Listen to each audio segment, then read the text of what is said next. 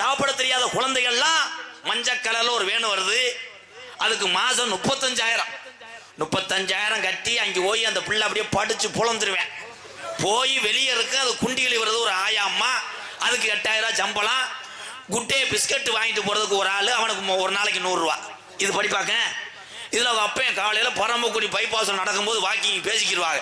உன் மகனை சேர்த்து விட்டியே எப்படி இருக்கான்? இப்போ இது வரைக்கும் 2.5 லட்சம் செலவு ப்ரோ. என்னமோ ஆத்தாட்ட சொல்றான் விழுந்துக்கிட்டு புடுங்குறேன். என்ன சொல்ற? பொம்பளை எல்லாம் சிரிங்க தர, நல்லா சிரிங்க. நீங்க சிரிச்சாத்தே எங்களை இடியப்போம் அந்த கிளம்பிட்டாங்க. அவ்வளவுதான். அடே, இந்த இடியப்பத்தை சொன்னவே யாரு?